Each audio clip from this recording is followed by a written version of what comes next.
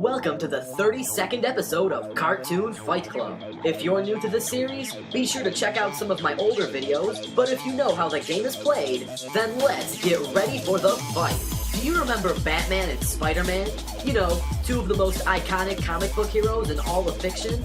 They are both really amazing characters, but people sometimes forget that these heroes are really just humans from Earth at the end of the day.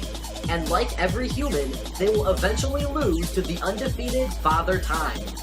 They are both getting older, but crime stays young and fresh in the never-ending battle of good versus evil.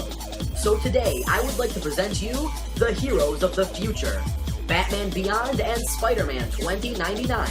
With that being said, let's introduce Cartoon Fight Club's 32nd round of fighters. Bruce Wayne is the dark, intimidating Silent Knight known as Batman. Whoops, my bad, wrong script. Meet his young, inexperienced, cocky yet skillful at dancing counterpart known as Terry McGinnis. Terry tragically became the Batman nearly the same way Bruce Wayne did, through the death of his father. Well, kinda, because by the end of the series, and spoiler alert, Terry finds out his real father is actually Bruce Wayne. Crazy, right? But that is a different story for a different time. Today, we are going to talk about the crazy cool abilities Terry's new Batsuit has and how he puts them to use. This high-tech Batsuit was originally developed to compensate for Bruce Wayne's advancing age, and eventually passed on to Terry McGinnis when he became Gotham's new vigilante. In summary, the suit was built to amplify the user's peak physical abilities by 10 times. So this gives Terry 10 times the strength, agility, speed, and endurance. The suit is also loaded with grade A weaponry and gadgets. The Batsuit has over 30 different gadgets that can be used at any given time. From the infamous Batarangs to detective tools such as the Substance Scanner, which can be used to scan any form of DNA or chemical substance. The new belt is equipped with an advanced version of basically everything the old Batsuit had and beyond. Get it? Beyond? No? Okay, I'm sorry. Some of his most useful tools include his flight thrusters, which allow Terry to fly up to speeds of Mach 3, his cloaking device, which makes him completely invisible, wrist-mounted lasers capable of melting metal, explosive and electric batarangs, and his flashing grenades. The suit is also crazy durable. For example, it can casually deflect deadly gunfire. This suit can even handle extreme heat and cold. Terry also fell off a skyscraper point blank and got up without a scratch. Let's also not forget the time he survived being in the epicenter of a story-leveling explosion, and the unbelievable time he tanked an explosive cement truck head-on. And if Batman gets stuck in any sticky situation, he can use his electrical discharges throughout the suit to quickly break free. This suit is loaded with amazing gadgets, no question on that. But in a few ways, this can be a bad thing. Bruce always tells Terry that he relies far too much on his technology, and sometimes this gets him into a lot of trouble. But how can you blame Terry? Why lift weights when you have a suit that gives you 10 times the strength? Why practice stealth tactics when you have a suit that turns invisible? Why dodge gunfire when you have a suit that can power on through? And thanks to Bruce's old age and compared to the other members of the Bat family, Terry is the least trained member. But then again, why train when you have the tech that can train for you? Terry's head-first strategy may not be the best for a detective, but for a brawler, he can easily power through many situations. Overall, Batman Beyond has the technology capable of defeating enemies that the original Batman could never beat. And as the infamous agent Amanda Waller says, Terry doesn't have Bruce's brain, but he does have his heart. Moving on from that flying rodent, let's talk about the Arachnid. And in the year 1992, Marvel released an imprint of comics known as 2099. Most of these issues were brushed away and were seen as a cheap failed attempt at rebranding heroes. But there was one issue that is both accepted and loved by many in the Marvel fan community. That issue was known as Spider-Man 2099. Miguel O'Hara was an engineer who worked for the monopoly known as Alchemax. He quickly noticed the inhumane things this company was doing, and he tried to bring it up to the heads of the company after discovering all the evil things they were doing. As suspected, the company did what any evil company does.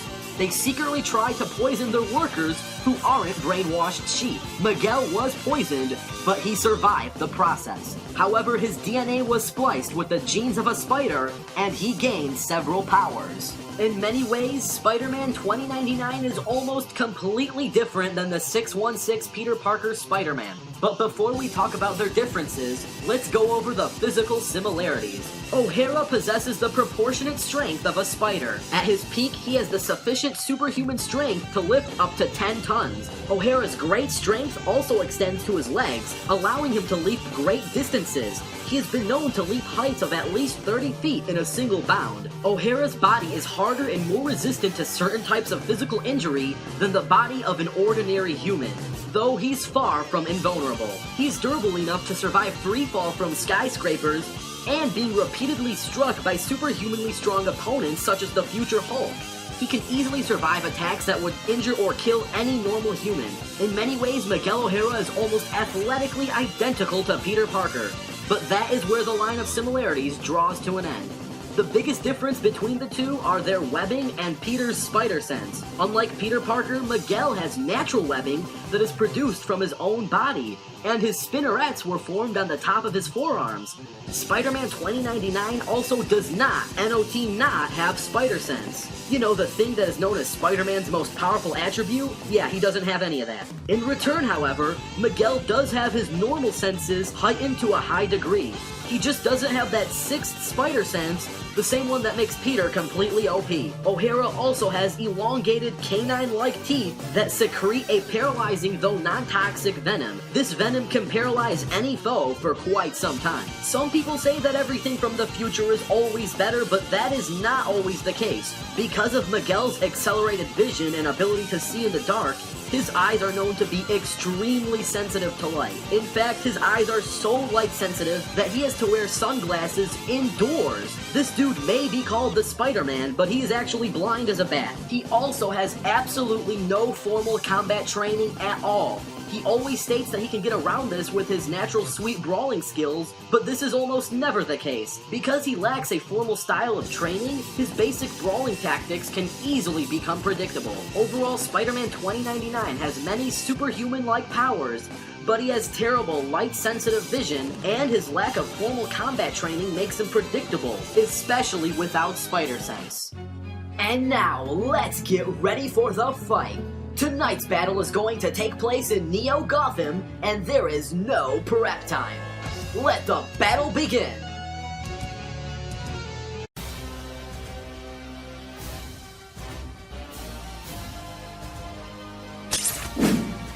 Isn't this romantic? Let's dance! 3, 2, 1, go!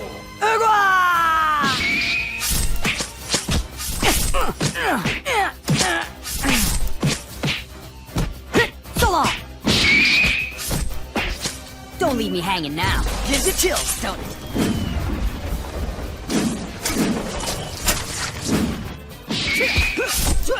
Let's go! In your face! Gotcha! Neo, loser! You're not done yet! Let's go! Here comes Spidey! Let's play!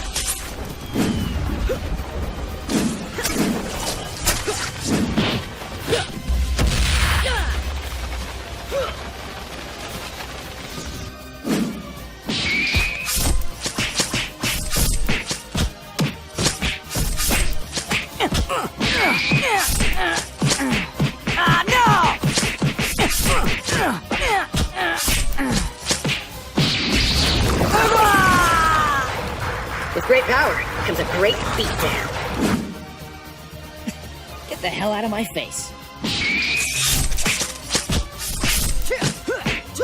Let's go! Web ball! Spider stick! Dude, you suck! Maximum spider!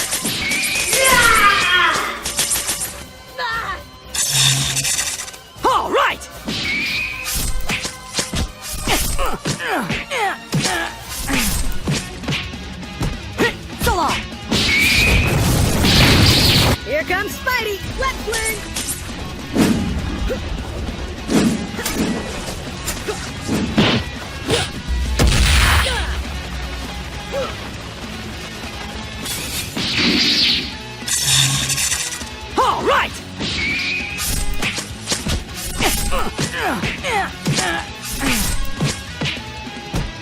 So long! It's all or nothing!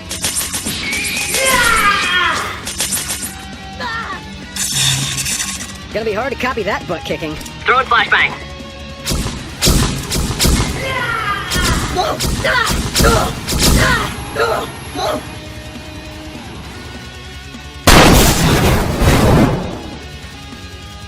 What a letdown. I let everyone down.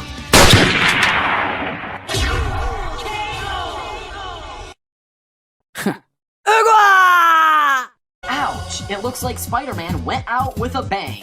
A flashbang.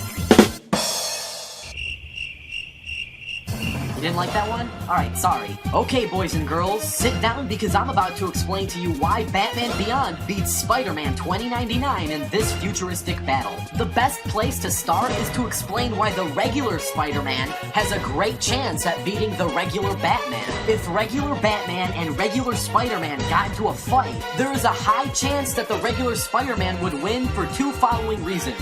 Reason number one, Spider Sense. That takes away Batman's most valuable attribute being stealth. Reason number two is his artificial spider web. Once Batman gets trapped in the web, he practically has no way of breaking free. Those two attributes give Spider-Man the easy edge in a fight like that. Now let's compare those reasons to this fight between Batman Beyond and Spider-Man 2099. Let's first talk about the web. The biggest difference between Miguel's web and Peter's web is the fact that Miguel's web is organic. Now you're probably thinking, what's so terrible about organic web?